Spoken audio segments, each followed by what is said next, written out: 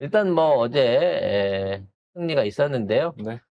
대선 결과를 보면서 솔직히 저는 네. 대한민국에는 일종의 정치의 신 내지는 정치를 관장하는 악마가 있구나 라는 생각을 해봤어요. 왜요? 왜 항상 한 3%가 모질해. 항상 절묘한 균형거리를 만들어가지고 진영 간이 됐든 지역 간이 됐든 세대 간이 됐든 뭔가 아쉬운 듯한 결과들을 늘 만들어주는 그런 것들을 장난질 치고 있는 듯한 느낌이 들어요. 저는 약간 우리가 국민들 전체적으로 보면은 갈 길이 참 멀다. 우리가 이제 이재명 대통령 됐으니 원이 없다. 나 이제 죽어도 여한이 죽으면 안 되겠구나. 그럼 이거 끝까지 누리고 오래 살아야지. 여한을 가지고 저 40%가 넘는 이준석 찍은 그 사람들까지 다 바꿔놓든지 어떻게 하든지. 그러니까 그게 이제 어저께 그런 마음으로 축제를 즐기려고 처음으로 이제 오픈 생방송으로 애청자들 모아가지고 이제 방송 한번 해봤잖아요. 근데 이 사람들이 너무 일찍 모였어. 5시에 모였어. 뭐 방송 켰을 보니까 얼굴 시뻘겋구만. 이미 한 3시간을 전작을 때리다 보니까. 그래서 저는 그 사진을 보고, 오늘 방송 못 하시겠구나, 저녁에. 네, 그랬거든요. 그런 생각도 들었는데, 막상 이제 출구조사 발표가 딱 떴는데, 갑자기 기쁨보다 뭔가 안에서 그렇죠. 실망감이 확 튀어오르는 거야. 물론 이건 우리이기 때문에 느끼는 거죠. 좀 더 완벽한 승리를 원했는데. 아니 승리는 완벽했지. 그러나 우리 욕심에 차지 않았지. 솔직히 60까지는 안 바랬어도 55는 바랬었거든. 아닙니다. 그것도 욕심이고요.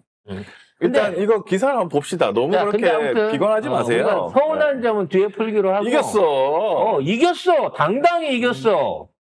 최고 득표차로 이겼어. 관련한 내용 먼저 팩트로 정리를 하고 좋았던 점 그리고 실망스러운 점들 한번 짚어보겠습니다. 네. 이재명 대통령이 역대 최다 득표 1728만 7513표로 당선됐습니다. 87년 이후 득표율은 2위 49.42%입니다. 1위가 안타깝게도 박근혜 51.55%죠. 그리고 민주당 후보 중에서도 최고 득표율이었습니다. 노무현 대통령 당시 48.91%였습니다. 자, 그리고 부울경, 부산, 울산, 경남에서 40%를 돌파했습니다. 87년 이후 최초로 부산에서 40%를 돌파한 건데요. 40.14%고요. 울산 42.54%, 경남 39.40%입니다. 그래서 부울경 합산 40.18%로 민주당 후보로서는 사상 첫 40%를 넘어선 겁니다. 자, 최고 득표율은 전남 완도군에서 나왔는데요. 89.9%고요. 최저 득표율은 대구 군위군 14.84%. 저기 대구 군위군은 우리 이재명 대통령한테 뭐 해달라고 하기만 해봐요. 아주 그냥. 난 그럴 거예요. 그냥 우리가 그래도 14%나 사람들이 찍었네. 거기 있는 14% 있는 얼마나 저기 14% 찾아내가지고 상 줄 거야. 파이팅. 네. 자, 그리고 대표율 93.9% 시점인 새벽 2시 30분에 당선이 확정됐습니다. 아이고야. 그래프로 한번 볼까요? 이게 그렇죠. 연합뉴스에서 만든 나라가 반으로 딱 갈라졌어요. 이렇게 됐습니다. 49.4, 41.2 너무 높아. 이렇게 돼 있습니다. 보면 이쪽은 동서로 거의 나눈 수준인데, 근데 그래도 이렇게 보면은 강원이 44대 47 해서 김문수가 47인데 그전에는 강원이 윤석열 때는 과반이 넘었대요. 그러니까 약간 넘어온 수준이고, 그 다음에 경북이 25.5. 와, 이제 안 변해요. 야, 어렵네. 참 어렵네. 어려워. 근데 이제 세종하고 이제 충남 이런 쪽이 이제 세종은 거의 대부분 공무원들 아니에요? 경기도 뭐 이렇게 많이 이겼고요. 저쪽으로 많이 이사 가고 싶은가 보죠. 그리고 뭐 전남, 인천도 50% 이상이었고 전북 당연한 거고 보면은 대전도 이렇게 이겼고 뭐 경남이 이제 39, 이거 40 될까 말까 했는데 어쨌든 그 중에서도 뭐 김해 정도 거제 요런 데는 또 이렇게 지켰습니다. 창원, 마산하포 여기는 아니네. 어쨌든 김해하고 거제 정도. 저는 그래도 제주? 경남, 부산은 희망을 봤어요. 네. 사실 이번 선거에서 낙승을 거둘 수 있었던 가장 큰 원동력은 경기도였습니다. 서울도 의외로의 접전이 많이 벌어져가지고 서울은 정말 우리가 구를 따져놓고 보면 우리가 압도적으로 이긴 게 맞는데 여기 봐. 이 서초 3구와 용산 쪽에서 거기 인간들 겁내 많아? 많은가 봐요. 굉장히 적극적으로 투표를 해가지고 전체적인 어떤 그 비율 면에서는 어느 정도 이제 큰 차이를 못 냈었. 우리가 생각했던 만큼의 큰 차이는 못 냈었다고 생각이 들고요. 경기도 같은 경우에는 같은 경기도지사 출신이라 겪어본 분들이시라 잘 알잖아. 그러니까 이게 그때 중요해요. 경기도와 이때 경기도를. 이게 중요해요. 이재명의 행정력을 경험한 사람들은 이재명을 뽑을 수밖에 없다니까요. 사실상 그 차이가 났었던 그 표 차이의 대부분이 어찌 보면 경기도에서 나왔다고 할 정도로 경기도에서 이재명 후보에 대한 지지율이 굉장히 높았습니다. 전반적으로 충청이라든지 강원 TK 지역을, 그러니까 대구 경북을 빼고 나서는 전부 다 득표율이 굉장히 많이 높았었는데요. 그럼에도 불구하고 TK의 어떤 영향력으로 인해서 그리고 높은 투표율로 인해서 50%선을 넘지 못했다는 것, 박근혜를 넘지 못했다는 부분은 조금 아쉬움이 있습니다. 저는 윤상현 얘기를 자꾸 제가 떠올리게 하는데, 내가 무슨 짓을 해도 1년만 지나면 이거 또 뽑아주더라, 뭐 그런 얘기가 있는데, 그래서 이게 계엄을 우리가 너무 쉽게 푼 걸로 생각하나? 아니면 계엄이 풀린 게 6개월 아득하게 못 낸다로 생각하나? 그런 생각이 좀 들었어요. 뭐 그거랑 상관없이 그냥 습관대로 찍는 것 같아요. 계엄과 내란이 상관이 있었음에도 불구하고 늘 찍던 데는 습관적인 투표가 일어났다고 봐지는 거고요. 결국은 우리는 절대 아니라고 생각했었지만 51대 49라고 하는 그 양쪽의 진영 간의 최종에 가면 그걸로 간다라고 하는 논리를 증명해버리고 말았습니다. 사실 이번에 최고의 큰 승리라고는 하지만 이건 대선에 국한된 거고요. 작년 총선에서 민주당 소속 의원들과 국짐 소속 의원들이 얻었던 의석수 말고 전체적인 표의 숫자를 합쳤을 때 그때 딱 5% 정도 차이였거든요. 이게 별반 달라지지 않았다는 거예요. 그러니까 내란이든 IMF든 뭐가 있다고 하더라도 이게 핵심 지지층들의 투표에는 영향을 못 끼친다라는 점에서 조금 서운하기도 하고 오히려 이제 더 투쟁심이 생기게 되는 결과라고도 저는 생각합니다. 그리고 아까 송 작가님 말씀하신 것처럼 경기도가 중요했다는 건 뭐냐면 이 지역별 선거인수 투표자 수를 보면은 인구가 경기도가 제일 많습니다. 네. 제일 많고 그 다음이 서울이거든요. 그 다음이 이제 부산 경남인데 부산 경남에서 한 40% 정도 얻고 그 다음에 서울 경기에서 합치면 한 50% 될 거잖아요. 네. 여기에서 많이 표를 얻은 것 같아요. 다른 데는 인천까지 인천에서도 많이 얻었어요. 여기도 50% 넘게 얻었고, 근데 이제 경북, 대구 이쪽에서 못 얻었으니까 다른 데는 많이 얻었고. 그래서 이제 저쪽 애들은 또 나름대로 선전을 했다고 생각할 거예요. 특히나 이제 그러게 김문수 같은 경우에는 홍준표도 25밖에 못 얻었는데 찌그러지지 않을 것 같은데? 내가 40%를 넘겼어 라고 하면서 당권 도전에 강력하게 나설 수 있는 명분을 찾은 것 같고요. 준석이까지 합쳤다 그러면 오히려 0.2%를 이길 수 있어. 물론 그게 단일화됐다고 해서 다 들어오는 건 아니지만. 다 들어오는 건 아니지만 이런 수치를 제시함으로 인해서 이준석이 국진당에 복귀할 명분은 사실상 없어지고 말았다라는 생각이 들어요. 보면은 이재명 대표하고 김문수 이렇게 있지만 이준석이 여기 더 해버리면은 이재명 대표를 이기거든요. 근데 사실은 뭐 양자 대결을 가면 고인영국 후보 표도 사실은 이쪽으로 더 할 수 있잖아요. 민주당 쪽으로. 그렇게 치면 그러면은 또 뭐 이깁니다. 이기긴 이기는데 뭐 거의 뭐라고 해야 되나? 50대 50? 맨날 이 선거는 51대 49 싸움이다.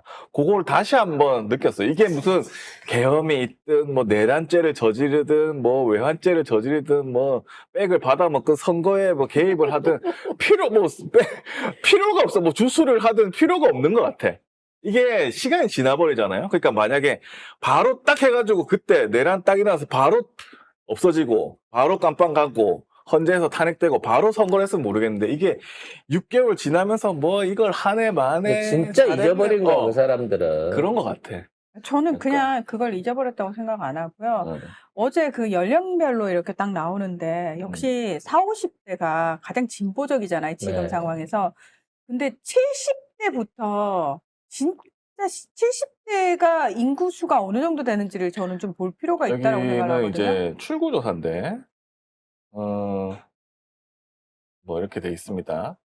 이재명 대표가 대통령이죠. 대통령이 40, 50대가 72.7, 69.8로 진짜 높아. 거의 70%. 이게 두 개만 합치면. 거의 그러니까 압도적이야. 우리 압도적이죠. 세대죠. 우리 세대. 우리 세대. 사실은 이 아. 50대 변심이 세대별로 따져놓고 보면 이번 투표의 성향을 또 바꿨습니다. 70대와 20대 남성들은 여전히 이 민주당에는 우호적이지 못한 그 20대 태도를 보여주고 있는데요. 하고 이하 남성, 20대 이하 남성들은 이준석을 제일 많이 뽑았어요. 이준석과 그 김문수를 합쳐가지고 70% 이상을 줬습니다. 네. 그렇다고 하면 우리가 저 사람들이 왜 저 연령대 남자만 저렇게 됐는가에 대한 뭔가의 그 변화를 가져야 된다는 근데 거죠. 이제 30대만 돼도 이게 24였던 이재명 대통령의 그 지지율이 30대 남성만 돼도 한 14% 오르거든요? 이게 실전으로 사회생활 해보면 이게 진짜 정치가 이게 말 때리는 놈하고 놀아서는 안 되는 거는 걸 알겠는데 이게 일베나 펜코가 진짜 일상생활에 가면 진짜 병신 취급받는구나라는 거를 일상생활 속에서 이제 그때 사회생활 느끼는 것 하면서 같아, 내가 볼 때. 제대로 방송국 말고는 일베가 취업할 수 있는 데가 없다는 걸 알게 되는 거지. 방송국도 일베인 게 알려지면 잘리지. 지방으로 보냈어요. 그래가지고 지방국에서도 그때 왜 일베 우리한테 보내냐고 그랬어. 아무튼 이런 갈등들 속에서 어찌됐거나 이재명 대통령은 취임을 하셨습니다. 그러니까 분명히 우리가 압도적으로 이겼습니다. 0.7%이던 것들을 우리가 8%인가요, 지금? 8% 정도. 약 8% 정도를 이긴 거니까 11배를 이겼다라고 말해도 된다라는 그렇지. 말씀도 윤석열보다 있습니다만 11배 더 독하게도 돼. 0.1, 사실은 나는 말은 안 했지만, 뭐 맨날 몇십 프로로 이겨야 된다, 이렇게 했잖아요. 그때 난 부정탈다가 말은 안 했지만, 내 사실 바람은 조금 이겨야 된다. 왜? 더 열받게. 왜냐면 0.7 이겼다고 지 맘대로 아니 청와대도 옮기고 국방부 나가라 그러고 난리를 쳤잖아요. 그래가지고 우리가 얼마나 짜증나. 0.7 이겨놓고 저렇게까지 한다고 했는데 나도 조금 이겨가지고 근데 우리는 의회도 장악하고 있지, 만약에 행정부도 장악하고 있으면 권한이 엄청 많잖아요, 법적으로. 그래서 그 있는 권한을 법대로 다 쓰자. 도덕? 모르겠고 법대로 다 해. 그러면 쟤들이 얼마나 짜증날 거야. 난 그러고 싶었거든. 그러면서 단일화 할 걸, 아니면 어떻게든 한덕수 할 걸, 아니면 우리가 윤석열 일찍 조지고 반성한다고 하고 선거할 걸, 이런 후회들을 하겠죠. 그러나 중요한 것은 앞으로 5년 동안 이재명의 행정의 맛을 본 국민들의 앞으로 유권자들의 표심이 바뀌게끔 우리가 잘해야 됩니다. 근데 그렇게 한다고 얘네들이 변할까요? 그럴 것 같지 않아. 아니, 그게 제 생각에 일종의 이 효용감이 없어서 그런 거라고 저는 생각을 해요.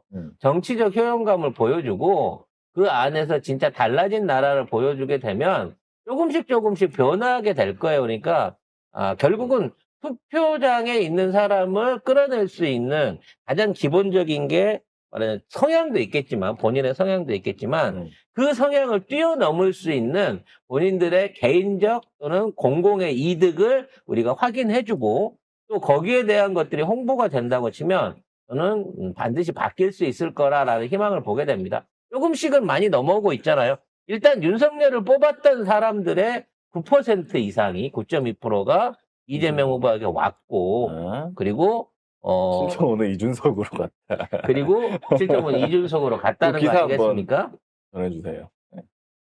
네. KBS에서 출구조사를 관계로 한 건데 출구조사가 뭐 막 딱 맞진 않았지만 어쨌든 경향을 네. 볼 수 있는 거니까요. 네. 네. 자, 윤석열 지지층 중에서 82.6%는 김문수를 지지했고요. 9.2%는 이재명으로 전향을 했고요. 7.5%는 이준석으로 전향을 했다고 합니다. 이재명 지지층 중에서 93%는 재지지를 했고요. 3.5%는 김문수로 전향을 했고 2.7%는 이준석으로 전향을 했다고 합니다. 김문수 지지층의 40.6%가 이재명 당선을 막기 위해 투표를 했다라고 응답을 했고요. 20대 여성의 50%는 싫어하는 후보를 차단하기 위해서 투표를 했다라고 얘기를 합니다. 이재명 지지층의 77.1%. 우리는 적극적으로 지지한다. 그래서 지금 저들의 표가 이게 중요한 핵심인 것 같아요. 저들의 표가 김문수를 지지하거나 윤석열을 지지한 건 아닌데 이재명을 이재명을 싫어서. 그러니까 그 얘기가 맞는 거야. 우리는 이게 내란 세력을 그 동조 세력을 종식하기 위해서 뭐 이런 얘기를 내세웠는데 정말 밑바닥에서는 이재명 대 반이재명이었던 거야. 근데 진짜로 내가 게시판에서 봤는데 이재명 안 된다 하다가 이재명 찍은 사람 진짜 나왔더라니까. 진짜로. 왜냐면 너무 이재명만 생각하다 보니까 내가 이걸 찍고 있는 게 이걸 찍으면 이재명이 처벌을 받을 것 같은 느낌이 들었던 그거예요. 거지. 만약에 내가 송 작가님 욕을 하고 싶은데 송 작가 안 돼. 저 사람 안 되겠네 이러면서 송 작가한테 문자를 보내는 거지. 그런 경우가 가끔 있잖아요. 그렇게 돼가지고 이재명 진짜 찍은 사람 있더라고. 그런 걸로 본다고 치면 저쪽 애들이 모든 공약을 포기하고 이재명 욕하는 거에 올인한 게 사실은 성공했다고 봐야 되는 거예요. 그렇지. 예. 참 이상한 선거야. 이상한 선거. 어떻게 대통령 선거 이런 나라 식으로 걱정, 뭐 민생 걱정 이런 것들은 귀에 안 들어오는 거야. 저쪽 나라 진영에는. 걱정, 민생 걱정은 외신들만 겁내합니다. 하는데 이직들은 무슨 걱정하냐면 이제 중국에 이제 우리나라를 팔아넘긴다. 북한에 뭐 공산화된다. 이런 걱정을 하는데 이게 걱정인지 공상인지 이 사람들이 어떤 세상에 사는지 지금 일본이랑 뉴라이트에 뺏겨버린 나라를 제대로 끌고 와야 되는 입장인 거예요, 지금. 지금 이미 윤석열 정권은 우리나라의 자주권과 외교권과 그리고 정신적인 교육에 관련한 그 권리까지도 전부 일본 놈한테 팔아넘겼다니까? 만일 이 정권이 이어져서 계속 김문수 정권이 됐다 그러면 김문수 말하는 거 아시죠? 이제 앞으로 의무적으로 다 기독교에 가입해야 되고요. 무조건 뉴라이트 교과서 보고 공부하게 될 뻔했어요.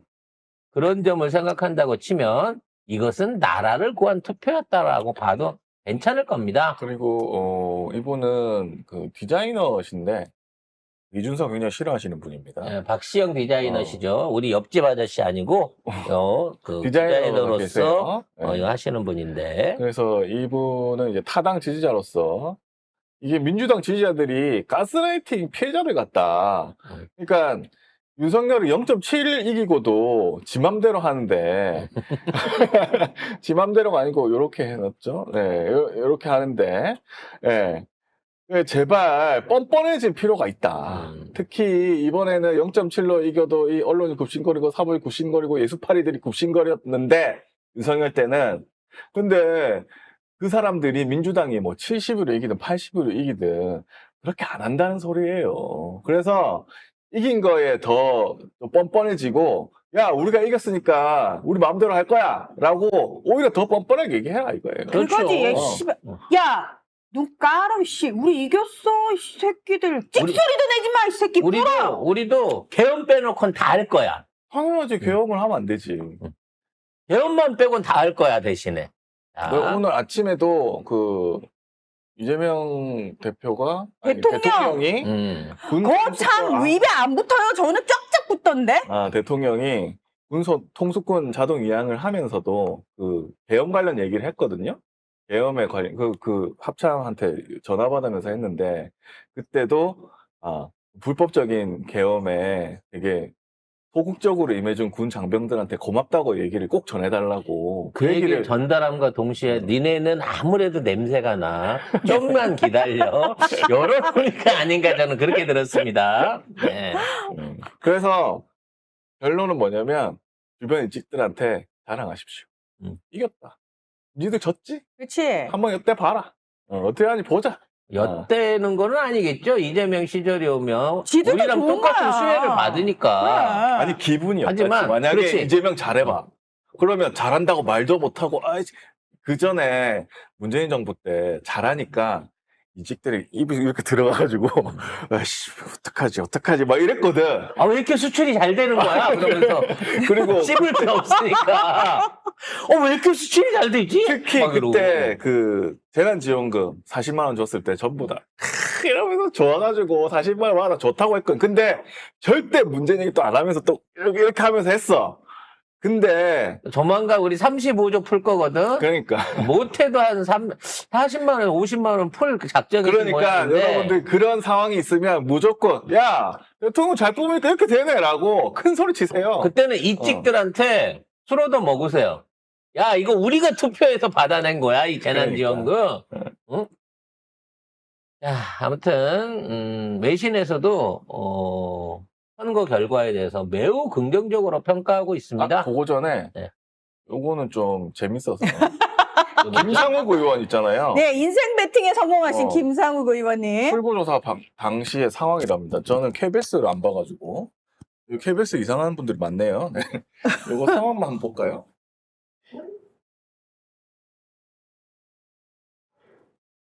네, 지금 주먹을 치죠. 추후서 발표자 2, 1, 땡! 네, 지금 주먹을 꽝 쳐. 너무 좋아. 근데 우상호 이분은 별로 기분이 안 좋은가 봐요?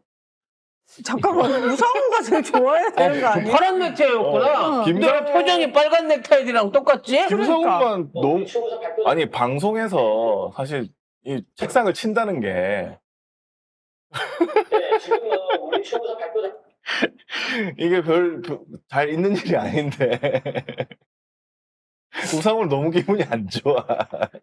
내가 보기에 김상훈은 조금 나와가지고 책상을 친 것 같고 우상훈은 많이 나와서 에이씨 이러면서 아니, 얼굴이 썩었는데? 얼굴이 썩고 있어. 별로 기쁜 표정이 아니잖아. 파란 넥타이를 메고.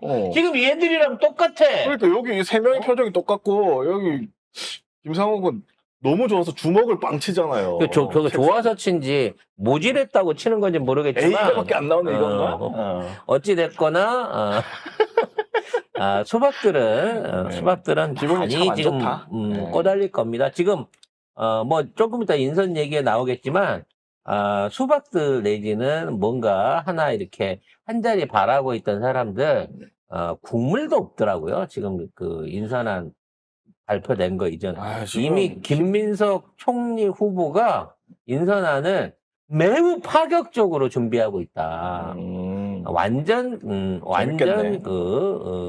친명 그룹이라고 당연히 봐야 되겠지만 뭐 계파에 대한 배려나 뭐 이런 어떤 말 그대로 배려죠. 이런 거 없이 완벽하게 실무 위주로 또는 정책 위주로 나갈 수 있는 그리고 정말 국가 위에 일할 수 있는 사람들로만 뽑겠다라고 지금 준비를 하고 있다고 합니다. 그러니까 오늘 오후부터 시작되는 이 각종 장관 후보들부터 시작해서 주요 기관장들에 대한 이 인물 함합평이 더욱 기대가 되는 상황이에요.